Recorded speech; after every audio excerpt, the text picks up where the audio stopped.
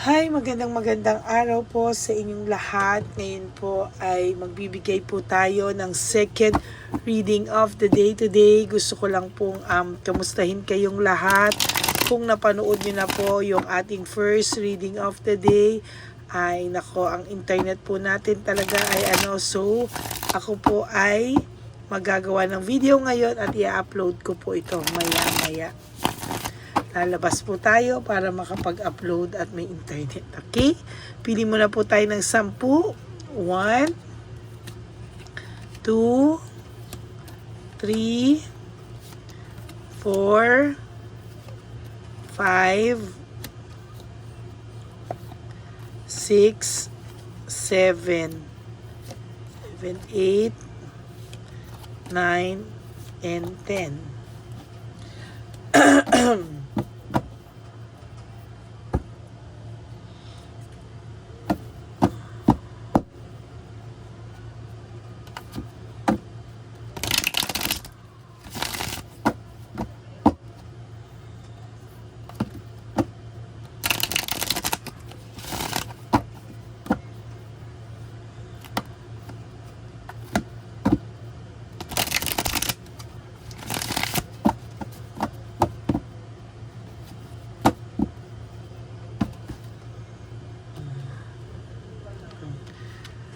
1, 2, 3, 4, 5, 6, 7, 8, 9, 10.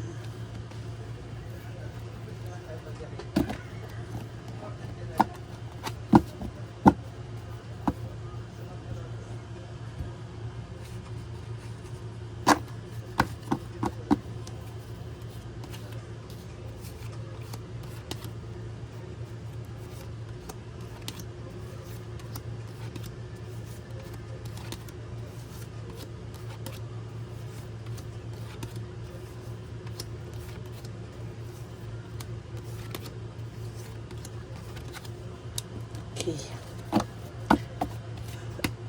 Tingnan po natin kung ano po ang makikita natin sa reading of the day, second reading of the day today. Nababurden na po siya o masakit po ang kanyang dibdib sa mga nangyayari sa kanya ngayon. Parang nabibigatan po siya sa mga responsibilidad na naiwan sa kanya o mga responsibilidad na meron siyang hinaharap sa ngayon. May pagseselos po siyang nararamdaman sa iyo. Seloso itong taong to. Hindi niya po kaya na may ibang maliling sa iyo o iba kang magiging karelasyon. Ang pakiramdam niya po ay siya lang yung nagkamali, pero sa kanya po hindi ka pwedeng magkamali. Oh my God. Saglit po ha. Napakaseloso ng taong to. Akala mo lang po hindi. Pero seloso po ang taong ito. Hindi niya lang po pinapahalata, pero seloso po siya. At nagseselos po siya madalas.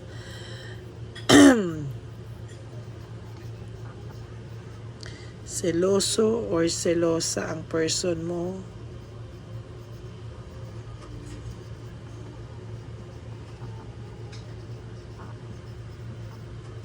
Di lang halata.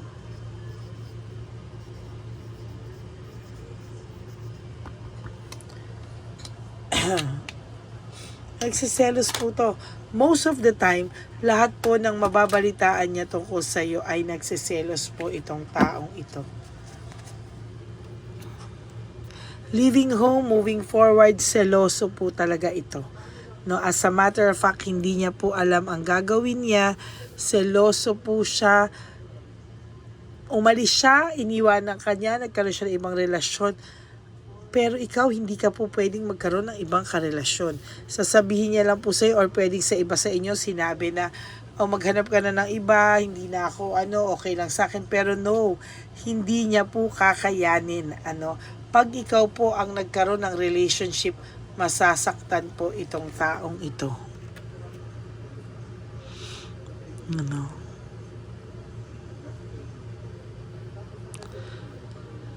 Sa totoo lang po, ang taong ito, no, ay may careless, very careless ang taong ito. Hindi niya po naingatan ang iyong hindi niya po naingatan yung iyong pakiramdam o yung feelings mo. As a matter of fact, hindi niya po kakayanin kung wala ka sa pakiramdam niya ay makukuha ka na ng iba, hindi niya po kakayanin. To tell you honestly, ikakalugmok niya po ito. Ayan, no? Jealousy, jealousy, self-centered, self-centered. Sobra pong selfish po itong taong to. Self-centered po ito. Ikaw lang po ang, siya lang po ang pwedeng magloko, pero ikaw po hindi ka pwedeng magloko. Talaga pong ay nako, hindi po talaga, no, masasaktan ka po nito or masasaktan niya po yung bago mong karelasyon.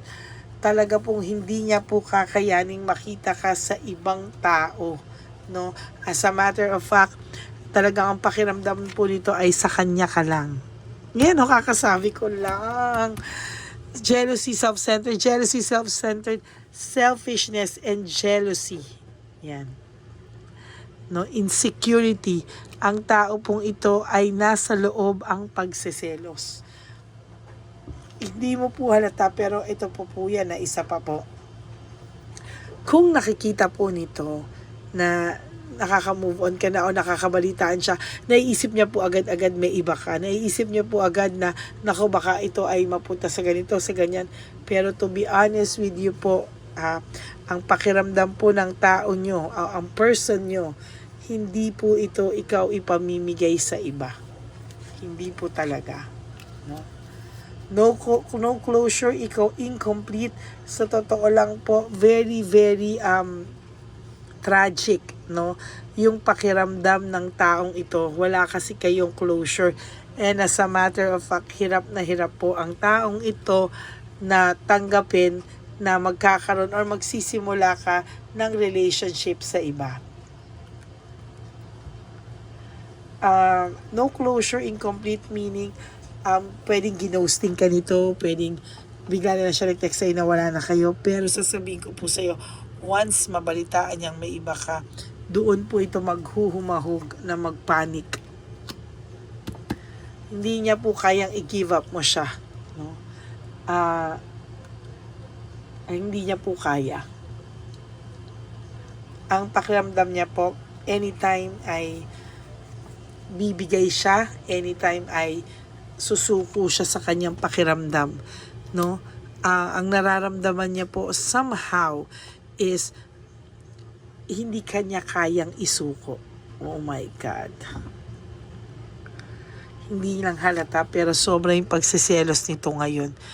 Kasi nakikita niya na medyo okay ka na, satisfied ka sa buhay mo, may luxury, may emotional stability, parang umayos ka nung nawala siya eh. Oh. Kaya parang selos na selos po siya sa buhay na meron ka ngayon din. High level of scrutiny meaning grabe po ang person na to. Sobrang masama po ang loob nitong taong to, and for sure hindi po niya kakayanin na mapunta kasi iba, manggugulo po ito. Oh. High level of scrutiny, pwede po itong manggulo. Yung adventure po, ayan, meron pong adventure siyang feeling niya hindi ka pwedeng makipag-adventure sa iba. Feeling niya naging boring yung relationship nyo at hindi niya papayagan. Gusto niya ang buhay mo ganun na lang pa rin. Siya lang ang may adventure pero ikaw ayaw niya. Gagawin niya po ang lahat, talagang hindi ka po ipamimigay nito. At kung sabihin niya man po sa'yo na talagang sige, okay lang, ganyan, deep inside po, hindi. He is so greedy, i-share ka sa iba. Ayan, no? Manggugulo po talaga to. Gagawa to ng mga bagay-bagay. Magpapapansin ito. Kapag feeling niya po nakukuha ka na ng iba, hindi po siya talaga papayag. Impulsiveness. Ang tao pong ito ay may pagka-impulsive, no? Ngayon, ayaw niya. Bukas, gusto na naman niya. Tas ayaw niya. Tas gusto na naman niya. Kaya, pagka dumating po sa time na parang pakiramdam niya ay may iba ng magmamay-ari sa'yo, bigla ka po nitong kukuhanin or bigla ka po nitong magpapapansin ito at talagang hindi niya po kakayanin. Napakaseloso o selosa ng taong ito at hindi ka po nito ipapamigay. Umaayos na po yung buhay mo, so somehow naiinis po siya na okay ka. Ayaw niya po na maging okay ka. Gusto niya po forever na iisip mo siya. Selfish naman ito. Ayan, no, may abundance, prosperity, and security na parating sa'yo. And somehow, he is trying his best po talaga na maisip mo pa din siya, no? Nakikibalita siya, gumagawa siya ng mga moves na kunwari makakabalita ka tungkol sa kanya, na masaya siya, maganda yung buhay niya, or minsan may paawa effect din. Pero sa totoo lang po, hindi ka po niya tatantanan, hindi ka pa rin po talaga niya ibibigay sa iba. Kahit po siya may iba na, gusto niya po, siya pa rin ang laman ng isipan mo. Ayan, gagawin niya talaga lahat, para hindi mo siya makalimutan. This person is very immature and rude, no? May pagka naging rude na po siya sa iyo nung huli. Hindi naman po niya sinasadya, pero ang hambog, mayabang, no? Pero ngayon po, pag nalalaman niya pong may iba, magyayabang siya, pero deep inside, selos po ito. Yan, no? Selosa ang person mo, hindi lang halata, tagong-tago ang pagseselos, pero lumalabas po at lalabas pa po yan sa mga susunod na panahon. Okay? So that is your second reading for the day. I hope na naka-resonate po kayo, and if you do, please give me a like and comment down below para alam ko po ang mga feelings nyo at makita po natin lahat. Maraming salamat po sa inyong lahat. And sa lahat po ng nakinig at nanood ay maraming pong salamat. I promise to give you 2 readings pa po ngayon kung kakayanin ko. The 3rd reading and 4th reading kung kaya po, no? Kasi gusto ko po magkaroon ng bonus reading. Ito po yung current feelings ng tao o ng person mo sa ngayon. Okay? So God bless you all. Sana po ay maging masaya kayo sa araw na ito. Knowing nyo na seloso at selosa pa pala yung mga person nyo sa inyo. So meaning may pagmamahal pa ito sa inyo. Okay? For those of you who would like to have a private reading with me, a personal reading with me, you can message me po at Lady Lee Elena. Nasa dulo po yan ng ating video. Diyan po nyo ako makukontak. That's my official and only legit FB account. So yan, magkita-kita po tayo dyan. Minsan nagra-random calls po ako. Paki-like nyo na rin po yan. At i-follow nyo na din po yan para updated kayo. At pwede tayo magkausap dyan po. So maraming salamat po sa inyong lahat. To all my solid and ever loyal Lady Elena friends, family and subscribers, I love you all from the bottom of my heart. Sa lahat po ng supporters ko na walang sawang nagmamahal sa akin, ay maraming salamat po. Thank you so much po, and ang lagi ko pong paalala sa inyo is life is too short, don't make it shorter by stressing yourself from all the pains and heartaches na binigay sa inyo ng kahapon.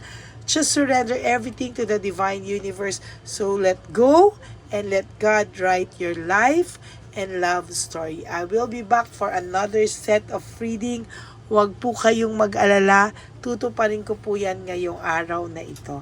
God bless you all. Have a happy heart and enjoy the rest of your day. I love you all. God bless you. And stay safe, everyone. Have a happy heart. Bye!